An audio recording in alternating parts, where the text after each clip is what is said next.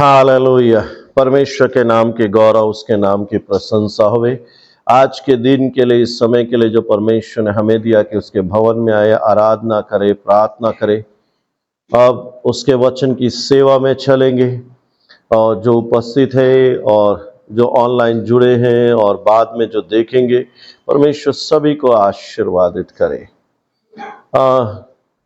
2-3 दिन से कुछ बात, एक पोर्शन बाइबल का मेरे मन में परमेश्वर ने हृदय में डाला था, और लेकिन समहाउ क्योंकि वो मैं पहले प्रचार कर चुका था, इसलिए जो चीज़ें प्रचार की गई है उसके ऊपर फिर से प्रचार करना मैं नहीं चाह रहा था। मैं प्रार्थना कर रहा था कि परमेश्वर क्या दूसरा कुछ बोलना चाहता है, कुछ देना चाहता है। लेकिन धीरे धीरे वो बातें दृढ़ होती गई और फिर मुझे लगा कि परमेश्वर कुछ नई बातें हमसे बताना चाहता है, सिखाना चाहता है। फिर मैं उन वचनों में अध्ययन करने लगा। निश्चय ही परमेश्वर ने कुछ नई बातें हमारे जीवन में दिखाना चाहता है, देना चाहता है, तो आज हम उसको देखेंगे। मेरे साथ निकाल लीजिए लूका की पुस्तक, उसका 14 अध्याय। 15 से हम क्या कहते हैं कि 24 तक देखेंगे, और कोई पढ़ सकता है, ऊंचे स्वर से पढ़े।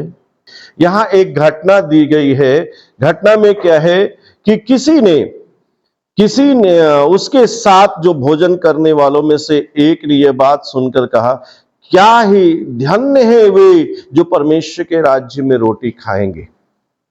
कहने का मतलब क्या है? और दूसरे अगर पोर्शन को देखेंगे तो वहां ये दृष्टांत कह रहा है। अगर 22 का, मत्ती के 22 का अगर हम देखेंगे तो क्या कहता है? फिर यीशु ने दृष्टांतों में कहा, स्वर्ग का राज उस राजा के समान है जिसने अपने पुत्र का विवाह किया और अपने दासों को भेजा कि निमंत्रित लोगों को विवाह के भोज में बुलाए, परंतु उन्होंने आना ना चाहा। कहने का मतलब एक चीज बहुत ही ध्यान दीजिए, संदेश को समझने की कोशिश कीजिए कि क्या है। यीशु मसीह भोज के बारे में बात कर रहा है, और वो भोज क्या है? साधारण भोज नहीं है, परमेश्वर के राज्य की भोज है। क्या है? और ये इतना अहम है कि उसमें से एक जन क्या कह रहा है? धन्य है वे। क्या है? देखिए, जो भोज में यीशु बैठा है, पृथ्वी पर बैठा है, जिन लोगों के साथ भोज कर रहा है, उनमें से एक जन क्या कह रहा है? उसकी समझ देखिए क्या है। क्या कहते हैं कि धन्य है वे, धन्य वह लोग हैं जो परमेश्वर के राज्य में रोटी खाएंगे। जब हम उठा लिए जाएंगे और परमेश्वर यीशु मसीह जो दूल्हा है उसके साथ जब हम विवाह में जाएंगे और परमेश्वर जो भोज देने वाला है, धन्य लोग होंगे। देखिए, हमारा कार्य, हमारी एक्टिविटी जो हम पृथ्वी पर करते हैं, इट्स कनेक्टेड टू हेवन। और ये परमेश्वर के मेज में, होली कम्युनियन की बात नहीं, जनरली जो परमेश्वर की मेज है वो वचन की मेज हो या सेवा की मेज हो, क्योंकि भोजन दो बातों के लिए कहा जाता है। यीशु के पास में जब भोजन लेकर आए थे तो उसने क्या बोला? मेरे पास भोजन है। मेरा भोजन क्या है? मैं परमेश्वर की इच्छा को पूरी करूं। तो इट्स स्पीक्स अबाउट मिनिस्ट्री, और दूसरी चीज, ये भोजन क्या है? वचन की सेवा की भी बात करता है। लेकिन क्या कहता है, कितना महत्व है। आज जो परमेश्वर आपसे और मुझसे बोलना चाहता है, भोज में शामिल होना। ध्यान दीजिए, भोज में शामिल होना यह आपको धन्य ठहराएगा। भोज में शामिल होना, वचन की सेवा में, परमेश्वर की सेवा में शामिल होना, यह आपको धन्य ठहराएगा। परमेश्वर के राज्य में परिश्रम करना, यह आपको धन्य ठहराएगा। और दूसरा साइड क्या है? उसका नजरअंदाज करना या उसका इनकार कर देना, ये आपको क्या ठहराएगा? धन्य का अपोजिट क्या है? वो आपको तुच्छ ठहराएगा। हेलो, ये हमारे ऊपर है कि हम परमेश्वर के राज्य में धन ठहरेंगे या तुच्छ ठहरेंगे। और सिर्फ ये बात तुच्छ तक सीमित नहीं है, इट हैज, क्या कहते हैं, ये इसका परिणाम,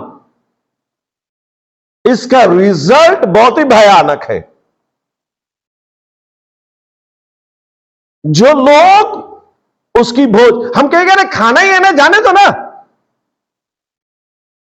ये मेरी मर्जी है ना, मैं परमेश्वर की सेवा में, वचन की सेवा में या किसी तरह की सेवा में शामिल हो या ना हो, it's my will, it's my desire. But he is the master, वो स्वामी है, वो प्रभु है। You are invited. यहूदियों के विषय में विशेष करके क्या कहता है, ये यहूदियों के सदूसीस और फरीसीस, इन लोगों के बारे में कहा गया है, वो आमंत्रित किए गए थे लेकिन उन्होंने तुच्छ जाना, और जिन्होंने तुच्छ जाना वो नाश हो गए।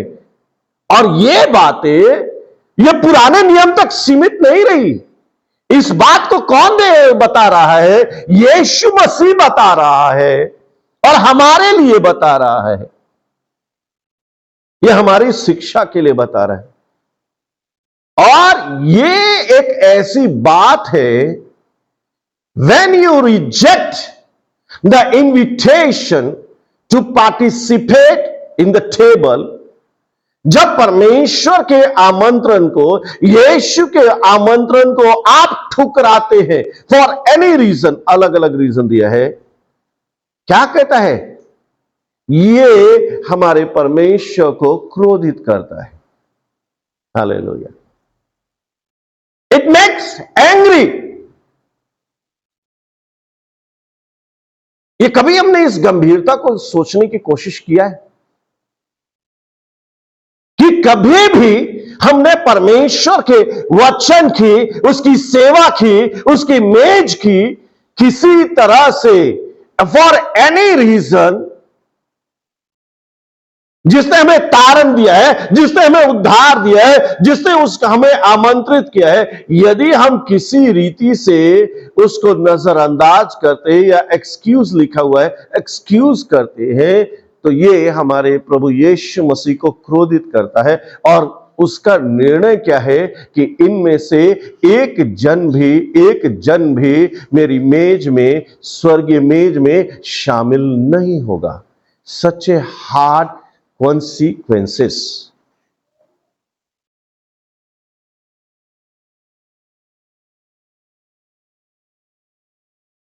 और ये कितनी कठिन बात है, कभी हमने इस गंभीरता को देखा है? क्या कहता है? परमेश्वर के राज्य में रोटी का, वो उसने हमें धन्य होने के लिए ठहराया है। वो हमें किस दृष्टि से देखता है? धन्य की दृष्टि से देखता है। वो हमें इनवाइट करता है। हम किस कैटेगरी में आए हुए हैं? जो नीचे लिखा हुआ है, जो कंगाल, टुंडे, लंगड़ों, अंधों, इस कैटेगरी के हम हैं। हमें इनवाइट किया गया है, हमें आमंत्रण मिला है, हमें धन्य ठहराने के लिए परमेश्वर ने बुलाया है। लेकिन एक्चुअल में हम क्या कर रहे हैं? अपने व्यवहार से हम तुच्छ ठहरने जा रहे हैं। और यह सिर्फ तुच्छ ठहरने तक की बात नहीं है, हम अपने उद्धार को खोने जा रहे हैं। ये इतनी गंभीर बातें हैं। और इतना ही तक सीमित नहीं है कि हम उद्धार को खोएंगे। मत्ती की पुस्तक में क्या कहता है? इसे उठा के कहां डाल दो? अंधेरे में डाल दो। कभी हमने बैठ के इस पर गौर करने की कोशिश की है? बहुत बार हम संदेशों को क्या करते हैं? सुनते हैं और सुन के लेके छोड़ देते हैं। लेकिन परमेश्वर जब आएगा तो अपने वचनों के अनुसार न्याय करेगा हमारा। और ये जो भोज है प्रियो, एक चीज जो मैंने पहले प्रचार नहीं किया था, इस बार जो परमेश्वर ने मेरे उसमें लाया है कि जो मेज उसने तैयार की है हमारे लिए, इंग्लिश में कहता है इट हैज रिच प्रोविजंस। जो एक साधारण सी चीज में जो भोज में खाना बनाया जाता है, वो हमारे घर में जो साधारण खाना होता है वो नहीं होता है। भोज जो एक्चुअल में भोज बनाया जाए, ब्राह्मण जो प्योर ब्राह्मण जिन्हें कहा जाता है, उनके भोज में जाके देखो, completely it is prepared in ghee, pure ghee, और कोई भी चीज ऐसी ना होगी उसमें जो आपके स्वास्थ्य को हानि करे। रिच, ऐसे ही पंजाबी लोगों के फूड या दूसरे, वो किस तरह से तैयार किए गए, इट हैज सो रिच, और उसमें 3 चीजें शामिल होती है: nourishment, refreshment and entertainment. Nourishment वो आपके शरीर को क्या देता है? एक नया बल, पोषण देता है, आपकी निर्बलता को दूर करता है। और दूसरी चीज, आप जब खाते हैं तो क्या हो जाता है? रिफ्रेश हो जाते हैं, एक ताजगी आती है। आपके मन पसंद का अच्छा भोजन खाने पर क्या होता है? आपको सिर्फ बल नहीं मिलता, आप रिफ्रेश हो जाते हो। और इतना ही नहीं मिलता है, खाने के बाद में जो आनंद आता है, ओह, हम क्या कहते हैं? मेरे जी में जी आ गया। खाने के द्वारा क्या है? परमेश्वर हमारे जीवन को क्या है? आनंदित करना चाहता है। लेकिन हम actual what we are doing, अगर हम उसके निमंत्रण को इनकार कर दे रहे हैं तो क्या कर रहे हैं? हम उसके राज्य की हानि कर रहे हैं, लेकिन उससे अधिक हम अपनी हानि कर रहे हैं। हम अपने आप को क्या कर रहे हैं? निर्बल बना रहे हैं। 2 ही तरह का खाना खाएंगे हम। हेलो, या तो रिच फूड खाएंगे या तो जंक फूड खाएंगे। संसार में जो है जीभ में अधिक टेस्टी लगता है, वो क्या है? वो जंक फूड है। और खाने के बाद में क्या होगा? थोड़े समय हमारे जीभ में अच्छा लगेगा, उसके बाद में पेट में, शरीर में जाने के बाद में वो हानि ही करने वाला है। संसार की जितनी चीजें हम लेंगे, यदि हम भोज में नहीं जाके खाएंगे तो कहीं तो खाएंगे ना। हेलो, यदि हम परमेश्वर की मेज में नहीं खाएंगे, यदि हम अपने घर में बना हुआ खाना नहीं खाएंगे, तो बहुबार होटल में ही खाएंगे ना। और होटल वाला कितनी सुंदरता से बनाता है वो आप खुद जानते हो। वो कौन से तेल में बनाता है, कैसे हाथ डालता है, कैसे पैर डालता है, क्या नहीं डालता है वो। तो हम क्या कर रहे हैं? एक्चुअल में हम अपने जीवन के बैरी बन रहे हैं। और क्या है? बहुतों को बुलाया है उसने, वो सबको बुलाता है। क्या है? लूका के 13:29 में क्या लिखा हुआ है? ये क्या है? हाँ हाँ, हेलो, परमेश्वर क्या है? पूरब और पश्चिम, उत्तर और दक्षिण से लोग आकर परमेश्वर के राज्य के भोज में शामिल होंगे। और जब भोजन तैयार हो गया, तो उसने अपने दासों के हाथ आमंत्रित लोगों को कहला भेजा। यहां अभी रीति नहीं है, लेकिन गांव में रीति होती थी। पहले इनविटेशन जाएगा, आज खाने के लिए हमारे गांव में होता था, और वो काम हजाम को मिलता था। ये नाई जो रहता था उसको मिलता था कि वो जाके इनविटेशन देता था कि आज आपको इस घर में खाना है, नहीं बनाना है, आपको आमंत्रण है। और फिर खाना हो जाएगा तो फिर जाके लोगों को बोलेगा अब खाना हो गया है तैयार, अब चलो। हमारे गांव में विजय हो गया है, हमारे गांव में विजय हो गया है। और तब जाके कहता है आओ अब भोजन तैयार है। कहने का मतलब है परमेश्वर हमारे भोजन के लिए परिश्रम करता है। इट्स नॉट जस्ट, ये जो भोजन है, ध्यान दीजिए, परमेश्वर ने सृष्टि जैसे बनाई वैसे भोजन नहीं बनाता है। उसने बोला सृष्टि के बारे में, बोला और हो गया, लेकिन भोजन इसके लिए क्या है, वो तैयारी करनी पड़ रही है। और सिर्फ जो भोजन देता है वो एक जन करता है नहीं, उसके साथ जितने लोग शामिल होते, कितना प्रिपरेशन होता है, कितनी तैयारी होती है। आपको मालूम है परमेश्वर कितना आपकी उन्नति के लिए रात दिन स्वर्गदूत ठहराए हुए हैं, पवित्र आत्मा ठहराए हैं कि आपकी मिनिस्ट्री, आपकी सेवा करे, आपको आत्मिक भोजन मिले। और एक सेवक कितना प्रार्थना करता है, कितना प्रार्थना के बाद में वचन पाता है, कितने प्रार्थना के वचन में फिर वो सेवा करता है, और आप और मैं उसको नेग्लेक्ट करते हैं अलग अलग रीजन से। वो आगे लिखा हुआ है, क्या कहता है, अलग अलग रीजन से क्या है कि हम नेग्लेक्ट करते हैं।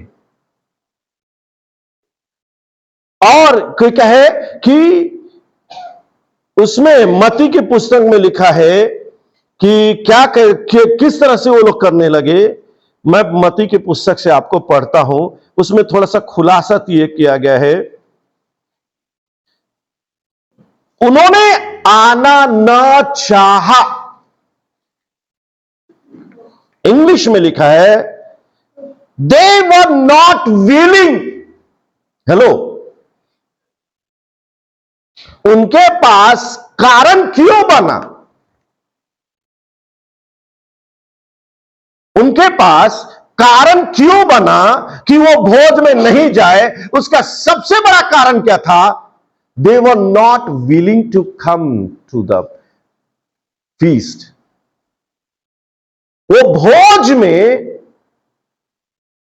सीधी भाषा में, आपकी भाषा में कहे, प्रार्थना में, आराधना में, भक्ति में, वचन की सेवा में, शिक्षा में वो आना चाहते ही नहीं थे। ये मेरी लिखी हुई बाइबल नहीं है। They were not willing, English में लिखा है they were not willing to come, that's why they were. और यहां क्या कहता है, इंग्लिश बाइबल में कहता है विथ वन एकॉर्ड।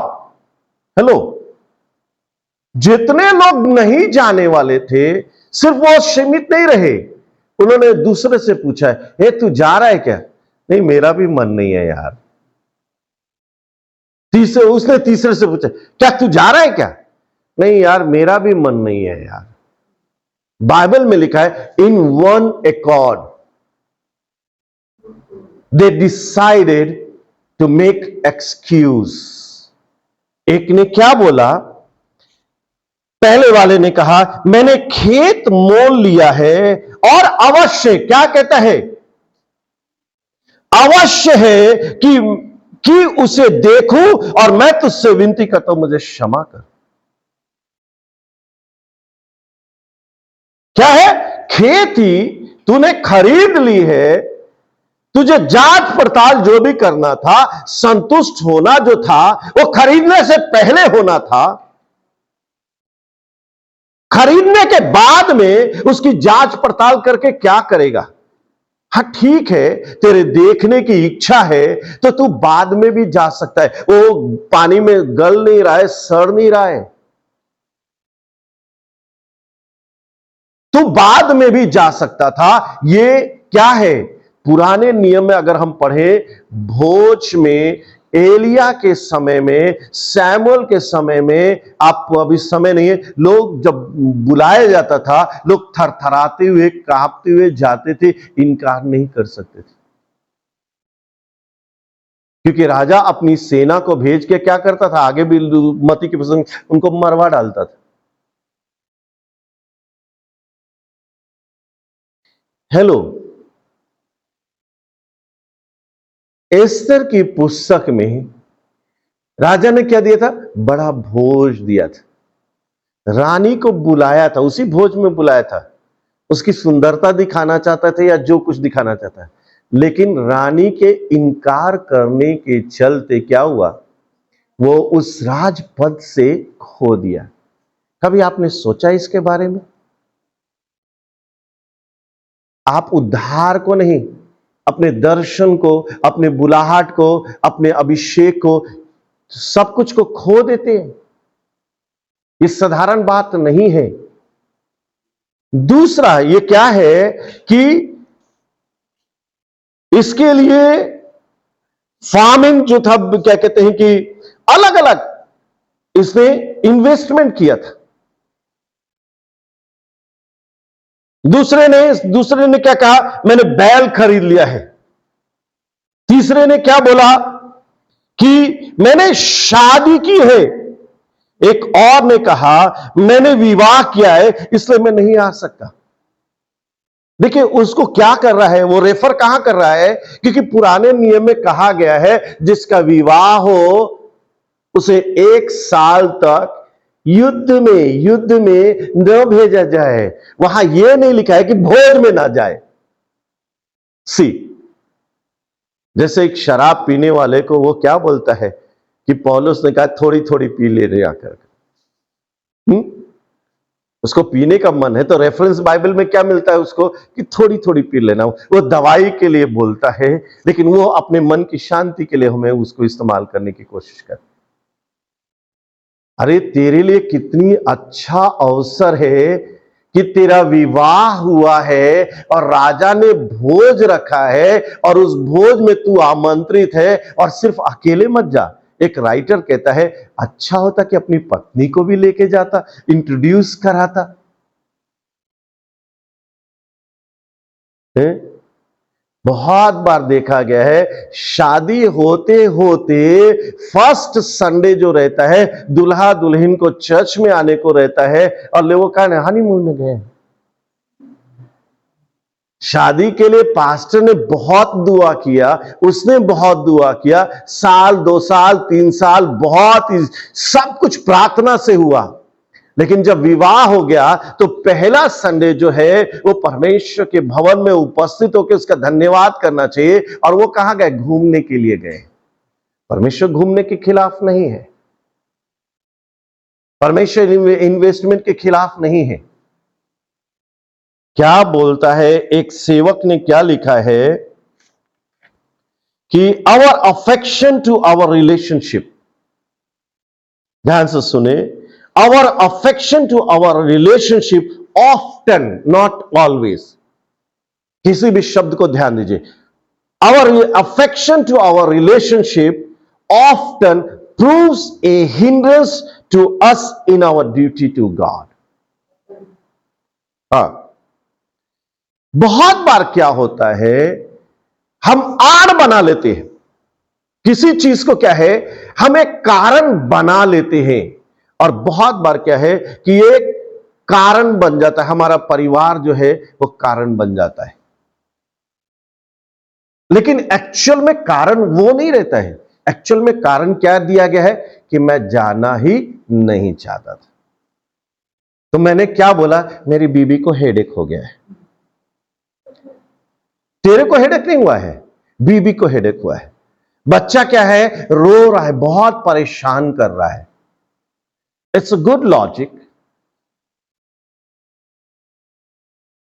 देखिए प्रियो, ये क्या कर रहा है, एक्चुअल में क्या कर रहा है, इसे क्या बोलेंगे, नादानी है। एक्चुअल में क्या हो रहा है, उसका अफेक्शन जो है, उसका हार्ट जो है, सारी प्रॉब्लम कहां से हो रही है, उसका हार्ट जो है वो परमेश्वर की ओर नहीं लगा हुआ है। उसका अंतःकरण कहां लगा है, वो संसार की ओर लगा हुआ है। उसने अपना अंतःकरण, उसने अपना मन परमेश्वर की ओर नहीं लगाया है। उसने अपना अंतःकरण और मन कहां लगाया? संसार की ओर लगाया है। और संसार कभी भी नहीं चाहती है कि आप परमेश्वर की बातों में शामिल हो। हमेशा युद्ध होते रहता है, वो कोई भी हो। मैं छोटे छोटे क्लिप्स आते कभी कभी देख रहा, तो एक अलग ही टाइटल का एक छोटा सा क्लिप था। उसमें लोगों ने कहा, लोग आके मेरे पास अधिकांश एक प्रश्न करते हैं, पास्टर जी मुझे प्रार्थना मुझसे नहीं होती है, मुझे प्रार्थना करते समय नींद आ जाती है। फिर उसने बोला, ये तो हमारे साथ में भी होता है, हमें भी प्रार्थना करने का मन नहीं करता है, हमारे भी प्रार्थना में जाने की इच्छा नहीं होती, क्योंकि हम एक शारीरिक है, संसारिक शरीर में है। फिर उसने उदाहरण क्या दिया कि जब तुम बीमार होते हो तो तुम्हारी इच्छा हो या ना हो डॉक्टर के पास जाते हो, तुम्हारी इच्छा हो या ना हो दवाई खाते हो, तब तुम स्वस्थ होगे ना। आत्मिक स्वस्थता के बारे में यही बात लागू होती है, हमारा मन करे या ना करे। है? अगर हमें आत्मिक रीति से बढ़ना है तो हमें प्रार्थना में समय जो ठहराया है बिताना है, वचन में समय बिताना है, और उसे हमें आनंद का साधन मानना है। जिस चीज में हम अपने मन को, हृदय को लगाएंगे, वहीं हम आनंद ढूंढेंगे, और ढूंढना चाहिए हमें।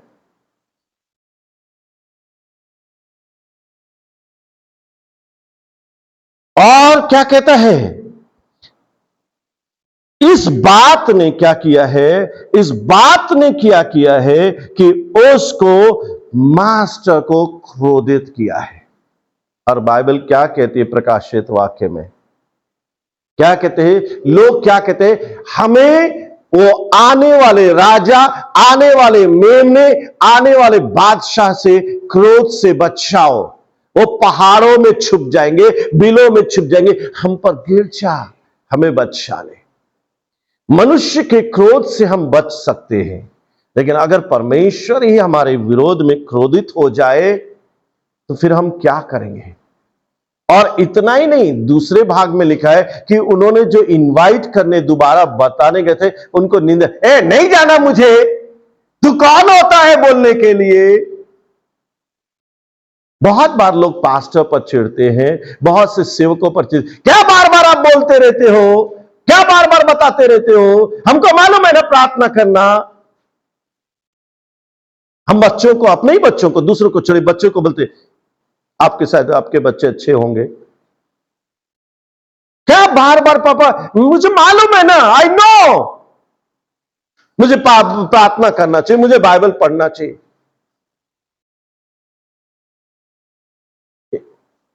यह हमारे जीवन के लिए बहुत जरूरी है। बार बार बार बार इनविटेशन रिजेक्ट करने के बाद में क्या है? आप क्या सोचते हैं कि परमेश्वर जो पेशेंस, जो धीरज धरता है, वो कभी धीरज उसकी खत्म ही नहीं होती? बाइबल कहता है कि क्या परमेश्वर के धीरज का भी अंत होता है? हाँ। अगर बार बार उसके इनविटेशन को हम नजरअंदाज करते रहेंगे तो ये हमारी हानि के लिए है। वो क्रोधित हो जाता है, और क्रोधित में क्या करता है? एक ही चीज कहता है अपने सेवकों को, कहते हैं जा दूसरों को बुला ला। बहुत से लोग हैं, बहुत से लोग हैं, परमेश्वर बोलता है उनको बुला ला, और क्या कहता है? सबको, उसमें सबको शामिल करता है। फिर भी समय जगह रह जाता है, फिर वो बोलता है कि विवश करके ले आ।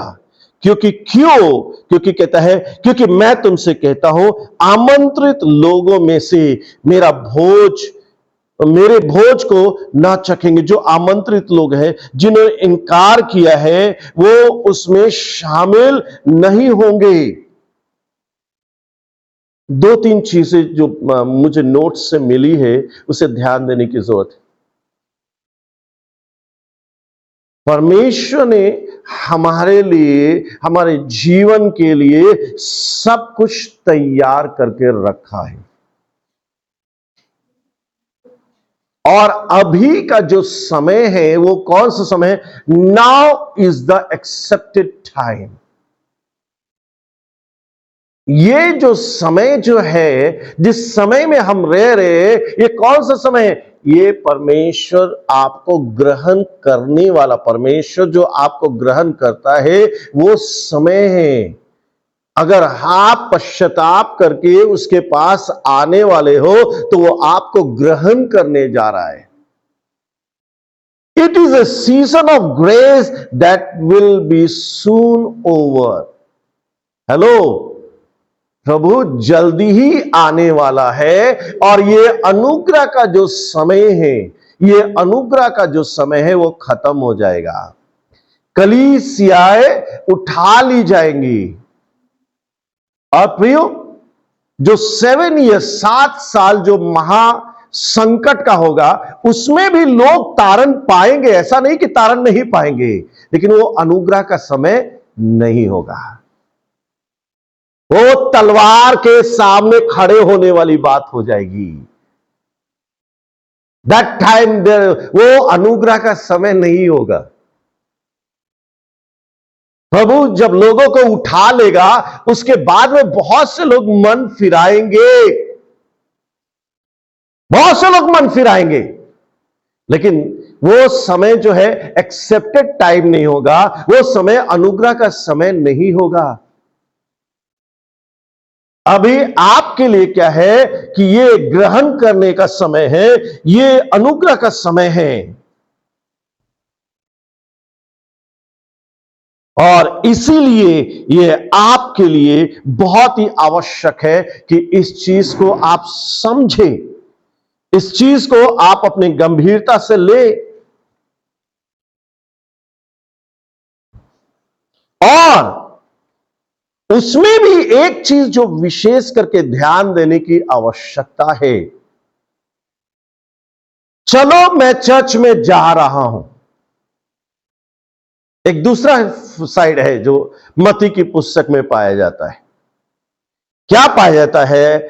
जब राजा अतिथियों को देखने भीतर आया, 22 अध्याय के 11 पद है, तो उसने वहां एक मनुष्य को देखा जो विवाह का वस्त्र पहने नहीं था।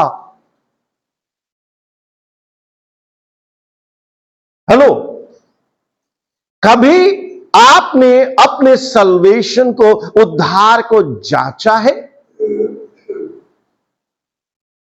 कहीं आप एक भुलावे में तो नहीं है?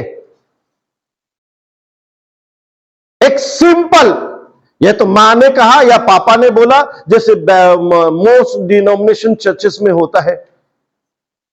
अरे हम क्रिश्चियन फैमिली में पैदा हुए, हमारे बाप बिशप थे, नाना क्या थे वो बोलते रहते।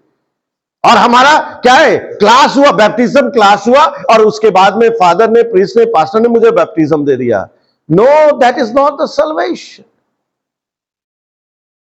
उद्धार क्या है? जब मैंने व्यक्तिगत रीति से प्रभु को अपने जीवन में जाना, जब मैंने कहा I repent, you are my lord, I accept you. मेरे पिता के कहने से, मेरे पास्टर के कहने से नहीं, I accept you as my lord and saviour and I decide to follow you. आज बहुत सी कलीसिया में लोग जो है, उन्हें अपने उद्धार को परखने की आवश्यकता है, जानने की आवश्यकता है, क्या उन्होंने सचमुच में उद्धार का वस्त्र पहना है। दूसरी चीज, इसका दूसरा भाग क्या है कि चर्च में तो हम आते हैं, भोज में तो हम आते हैं, लेकिन क्या हम तैयारी के साथ में आते हैं? हमको तो ऐसा लगता है जैसे मंडे आया तो क्या लगता है संडे फिर तो आएगा ही नहीं। 6 दिन ये हमारे लिए है, जो चाहे, जब चाहे, जहां चाहे, जैसे चाहे हम जी सकते हैं, कर सकते हैं। हम तो भूल ही जाते हैं कि हमें संडे को चर्च में जाना है। एक चीज नहीं भूलते हैं कि संडे को मटन बनना है, नेक्स्ट संडे को बनेगा, इसके लिए अभी से सोच के रखते हैं कि कहां से लाएंगे, उसके लिए आलू होगा कि नहीं, उसके लिए प्याज होगा कि नहीं, उसके लिए मसाला होगा कि, ये याद रहता है हमको। लेकिन चर्च की तैयारी हमने कितनी प्रार्थनाएं की है, कितने वचन के लिए। बाइबल क्या कहता है, वचन जब परमेश्वर का दास देता है, बोने वाला निकला, तो उसने क्या किया, वचन को जब डाला तो कुछ रास्ते के किनारे गिरे, कुछ पत्थरों पर गिरे, कुछ झाड़ियों में गिरी।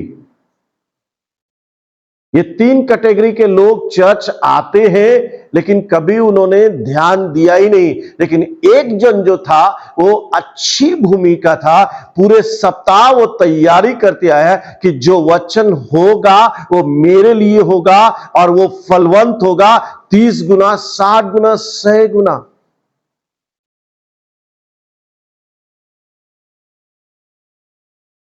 प्रियो, ये हमें समझने की जरूरत है, क्या हम तैयारी के साथ में आए हैं? आराधना हो, प्रार्थना हो, कोई भी सेवा हम उठ के जाके नहीं कर सकते हैं, या उठ के चलो टाइम हो गया, अच्छा मैं तो भूल गया था, तुमने मम्मी बोला है, चलो फटाफट कपड़े डाल लिए, तैयार होकर चले आए। नो, आप कपड़े पहन के आ गए हो, लेकिन आत्मिक रीति से आप तैयार। बॉर्डर पर बिना तैयारी के चले जाओ, जाते जाते आपको सलूट ठोकेंगे वो, आ जाओ। तो हमें समझने की आवश्यकता है, क्या कहता है, और क्या कहते हैं, उसने उससे पूछा है, हे मित्र, तू विवाह का वस्त्र पहने बिना यहां क्यों आ गया? नहीं, मैं जल्दी में था, बहुत जल्दी में था, बहुत घाई में था, काम से आया था, मुझे ध्यान नहीं था। कितने लोगों को होली कम्युनियन के संडे आ जाते, फर्स्ट संडे, उनको याद ही नहीं रहता कि होली कम्युनियन है, होली कम्युनियन के लिए तैयारी नहीं होके आते।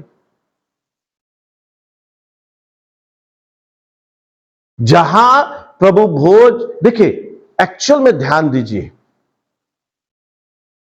जितने लोग हमने प्रभु को ग्रहण किया है,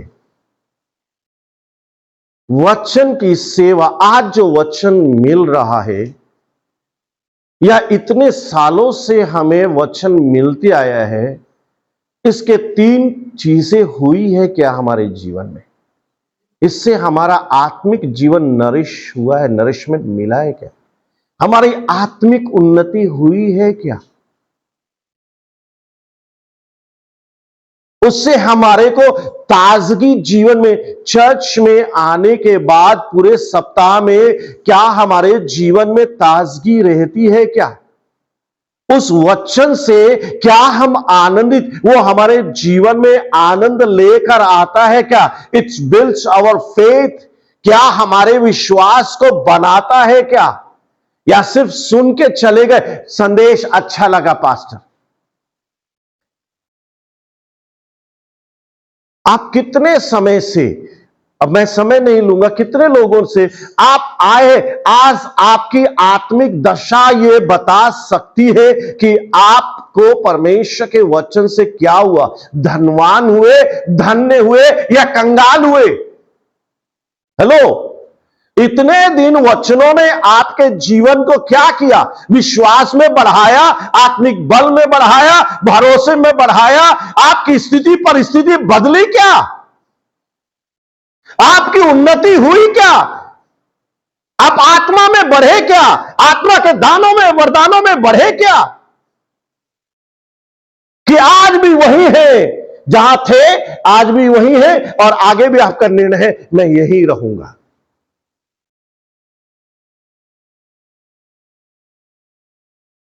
ये बहुत सीरियस बातें हैं। ये बातें मैंने उस समय जब पहले प्रचार किया था, उस समय नहीं बताया था मैंने। कितनी गंभीर बातें हैं हमारे लिए। कभी हम सोचते हैं मेरे को पसंद नहीं है, लेकिन ये तेरे जीवन के लिए। उन्होंने एक उदाहरण दिया, उस पास्टर ने उदाहरण दिया, करेला कितने लोगों को पसंद नहीं है, लेकिन परमेश्वर बेवकूफ था? क्यों बनाया? क्योंकि वो हमारे जीवन में जाके जो आवश्यक है उसको पूरा करेगा। बहुत सी चीजें हमें पसंद नहीं है, लेकिन वो हमारे जीवन के लिए आवश्यक है जो परमेश्वर ने बनाया है। इसी तरह बहुत से संदेश हमें पसंद नहीं है, जो पास्टर प्रचार करता है ना, वो यहां जलन उत्पन्न कर देता है, लेकिन it is good, it is good for me, क्योंकि वो क्या है? द वर्ड ऑफ गॉड, जो जीवन लेकर आता है। परमेश्वर का वचन क्या लेकर आता है? जीवन लेकर आता है। वे बुराइयों को, ये एंटीबायोटिक्स है जिसे कहते हैं, वो जाने के बाद में कीटाणुओं को मारता है, बीमारियों को खत्म करता है। ये हमारे भले के लिए है, हमें अच्छा लगे या ना लगे, हमें तैयार होके। और ध्यान देने की जरूरत है, जितने लोग एक्सक्यूज करते हैं हॉस्पिटल जाने के विषय में, क्यों ना एक्सक्यूज करें? आप करके देखो। आप बीमार पड़े हो, नहीं वो इतना मोटा सुई लगाएगा, वो खून चूस लेता है, मत जाओ। डॉक्टर इनविटेशन भेजता है, आ जाओ आ जाओ आ जाओ आ जाओ। नहीं, आप उसको फोन करके, डॉक्टर हमें वो दे दो अपॉइंटमेंट। नहीं अभी नहीं, नहीं प्लीज दे दो ना, प्लीज दे दो ना। बहुत सीरियस है। क्यों? क्योंकि अगर आप उससे लापरवाही करोगे तो आपके जीवन की धोखा हो जाएगा। आपने कभी सोचा है परमेश्वर के वचन को? ये जो जीवन की रोटी है, जीवन का जल है, इसको मैं इग्नोर कर रहा हूं, इसको ले नहीं रहा हूं, इसके लिए तैयार नहीं हूं, इसके लिए मैं कार्य नहीं कर रहा हूं, ये तो मेरे शरीर को हानि करेगा। जो इसी मिट्टी में है से बनाएगा, इसी मिट्टी में रह जाएगा, लेकिन मेरा तो ये अनंत जीवन को हानि करने जा रहा है। हेलो, आप बीमारी से मर के भी स्वर्ग जा सकते हैं, लेकिन अच्छा स्वस्थ रह के भी स्वर्ग से वंचित हो सकते हैं। हमने कभी इतनी गंभीरता से परमेश्वर के राज्य को, परमेश्वर की बातों को, परमेश्वर के वचन को, इसकी सेवा को कभी हमने इतनी गंभीरता से लिया है कि ये हमारे जान पर बन आ रही है। हमारे जान तक का जाना धोखा है। और क्या बोलता है? उसका मुंह बंद हो गया। आज जो भी सेवा करने वाले लोग हैं, जो भी पास्टर हो, जिस चर्च के भी हो, उस पास्टर को हम जवाब देके मुंह बंद कर सकते हैं, लेकिन उसके सामने, राजाओं के राजा, प्रभुओं के प्रभु के सामने, उस समय हमारी बोलती बंद हो जाएगी। जैसे क्या लिखा है? उसका मुंह बंद हो गया। क्या रीजन दिखाओगे उसको? जो मन को परखने वाला है? इसीलिए उसने क्या लिखा बाइबल में? देखिए, कुछ ट्रांसलेशंस जो है वो इन चीजों को चूक जाते हैं, लेकिन कुछ सेवकों ने सुना, वेट किया, तब उन्होंने वो लिखा। क्या लिखा है? कि they were not willing to go, इसीलिए नरक में जाऊंगा तो अकेले नहीं जाऊंगा, क्योंकि मुझे वहां फेलोशिप चाहिए। तो दूसरे को भी बोलता हूं, हे तू जाना चाहता है क्या? तू जा रहा है क्या? नहीं मैं नहीं जा। ठीक है, मैं भी नहीं जाता। वो क्या हो जाता है? डूबे सनम, तुमको भी डुबा के छोड़ेंगे। क्या कहता है? तब राजा ने सीधे कहे, यीशु ने अपने सेवकों से कहा, अरे ये सेवक लोग होना ही नहीं चाहिए था। देखिए प्रियो, परमेश्वर यीशु मसीह जब पृथ्वी पर आया ना, तो डायरेक्ट सब कुछ कर सकता था और स्वर्ग से सब कुछ कर सकता था, लेकिन परमेश्वर के राज्य की व्यवस्था है। परमेश्वर उस व्यवस्था में चलता है, खुद अपने आप को चलता है। वो सेवक आपकी भलाई के लिए, बाइबल कहता है वो आपके लिए, आपकी भलाई के लिए ठहराया गया है। इसलिए कहता है, राजा ने सेवकों से कहा, इसके हाथ पांव बांध कर। हे पास्टर, तुझे किसने अधिकार दिया बोलने के लिए? या हम सेवक को कहेंगे, तुमको किसने अधिकार दिया मुझे करेक्शन करने के लिए, मेरे बच्चों को करेक्शन करने के लिए, सुधारने के लिए, ताड़ना देने का अधिकार तुमको किसने दिया? इब्रानियों की पुस्तक क्या कहता है? 13 अध्याय 17 पद क्या कहता है? इब्रानियों की पुस्तक उसका 13 अध्याय 17 पद क्या कहता है? अपने अगुओं की आज्ञा मानो अपने अगुओं की आज्ञा मानो और उनके अधीन रहो, और उनके अधीन रहो। क्यों? क्योंकि वे उसके समान ये उसके समान तुम्हारे प्राणों के लिए जागते रहते हैं। क्या है? हेलो, आप सोते रहते हो और पास्टर क्या करता है? आपके लिए जागता रहता है। या कोई भी सेवक है जो परमेश्वर ने ठहराया है, वो क्या है? जागते रहता है। हाँ, पढ़े। क्योंकि वे उनके समान तुम्हारे प्राणों के लिए जागते रहते हैं, हैं? जिन्हें लेखा देना पड़ेगा। हेलो, परमेश्वर ने अगर कलीसिया के ऊपर सेवक ठहराया गया है तो he is responsible for your soul and you have to believe it कि परमेश्वर का दास आपको क्या है? आपके लिए जगता है, आपके लिए प्रार्थना करता है, आपकी भलाई चाहता है। If you don't have believe, you don't have faith, then go away. मतलब ही नहीं है ना। जब मुझे विश्वास ही नहीं है परमेश्वर के वचन में कि परमेश्वर ने सेवक को ठहराया है, वो मेरे लिए प्रार्थना करता है, वो मेरी भलाई के लिए शिक्षा देता है।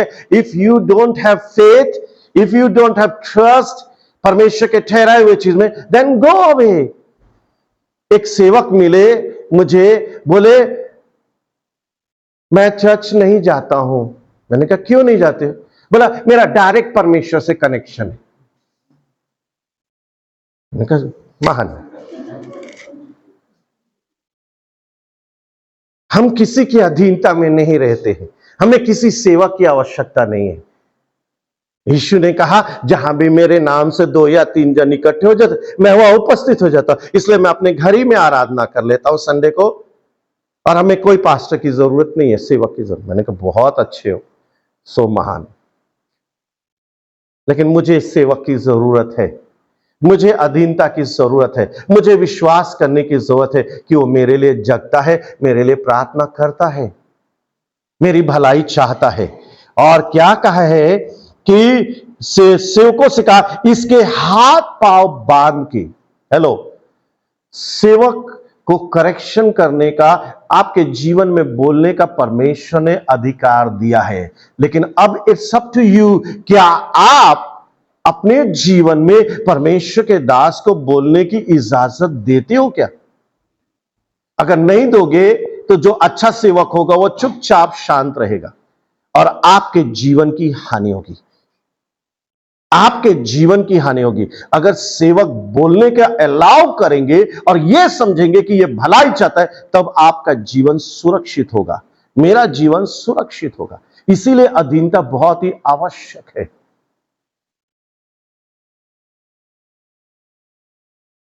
और क्या कहता है?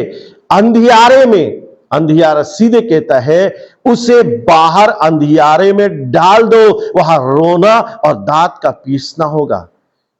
क्यों परमेश्वर अपने सेवकों को इतना बड़ा अधिकार देता है?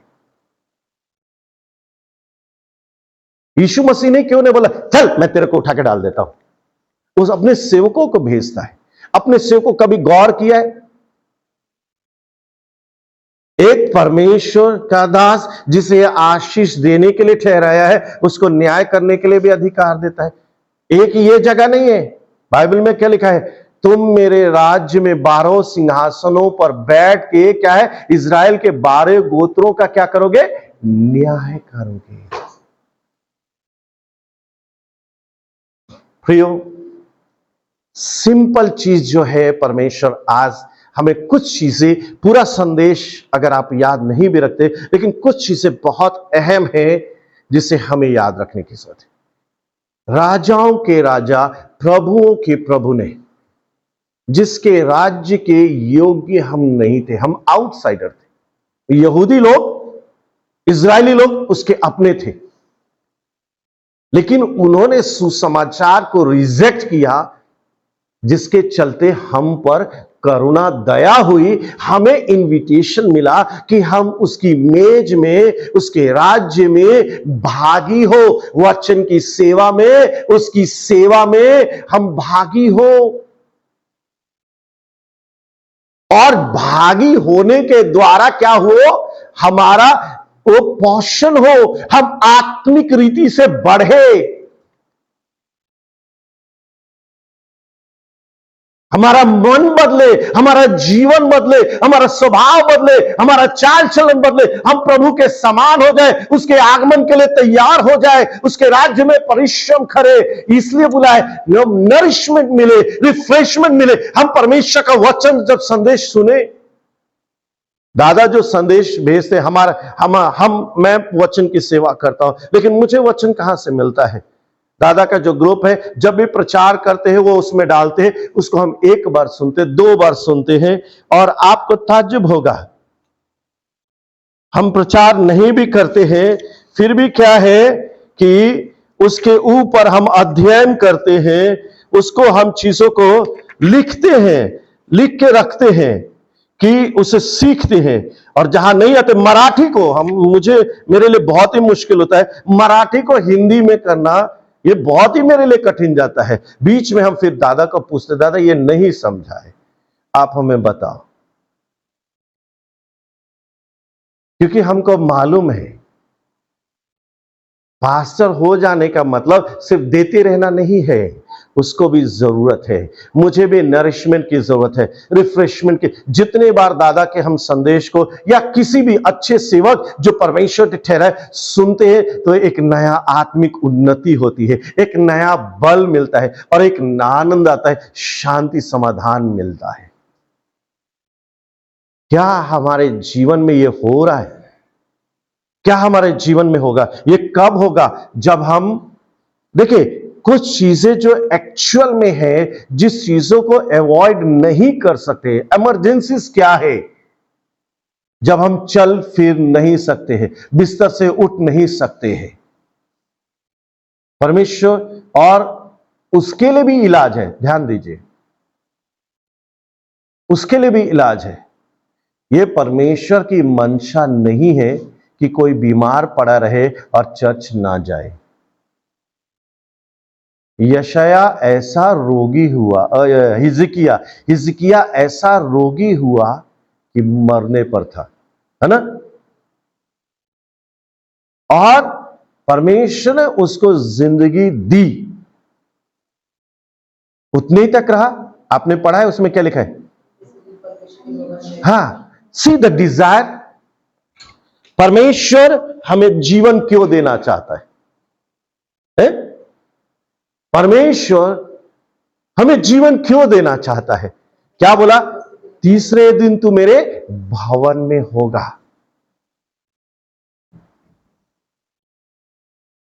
शैतान हमेशा पूरा सप्ताह आपका Monday, Tuesday, Wednesday, Thursday, Friday तक ठीक जाएगा।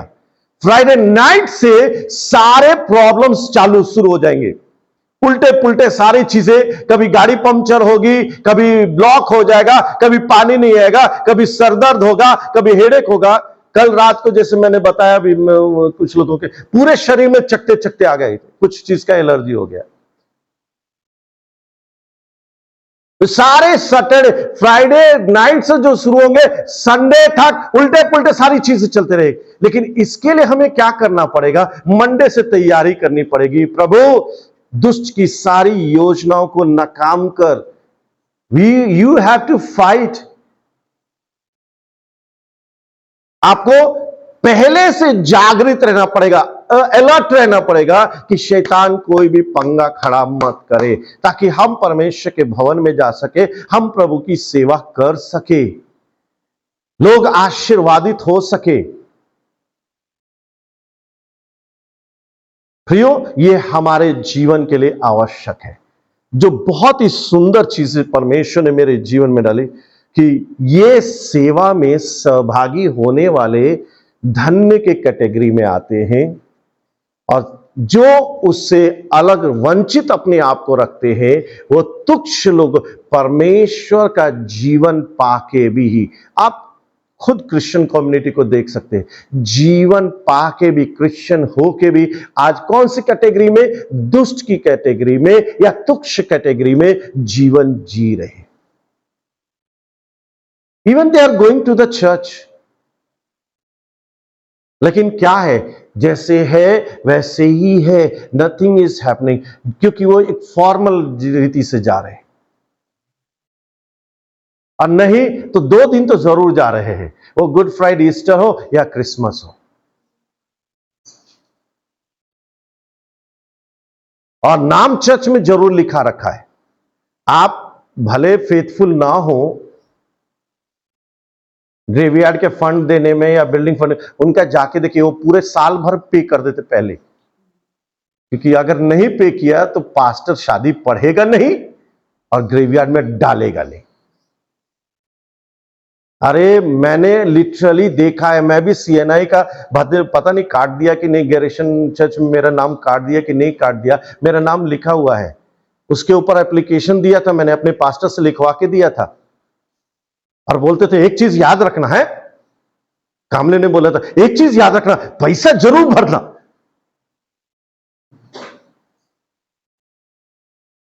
भाइयों, हमारे जीवन का क्या, ये बहुत ही अहम चीज है। हम बहुत सी चीजों को टाल सकते हैं, मैनेज कर सकते हैं। कब?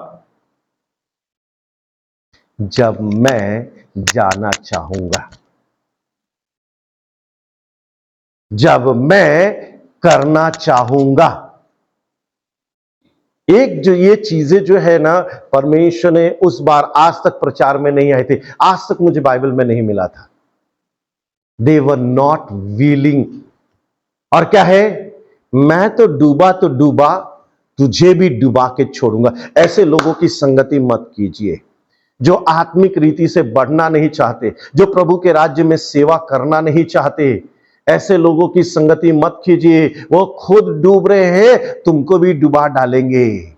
ये अकेले नहीं गया, पहले वाला अकेले नहीं गया, उसने दूसरे वाले को फोन किया, तू जा रहा है क्या? उसने फिर तीसरे को किया, अरे तेरी तो शादी हुई है, तू मत जा। कहीं हमारे साथ ऐसा तो नहीं है। और राजा से एक चीज हमेशा याद रखिए, our God is a loving God, our God is a gracious God, but the same time वो न्याय करने वाला भी परमेश्वर। हेलो, वो ताड़ना देने वाला, इब्रानी के पुस्तक में कहता है वो ताड़ना देने वाला भी परमेश्वर है, कि हम सुधर जाए, हमारा नाश ना होने पाए। आइए हम अपने सरों को झुकाएंगे।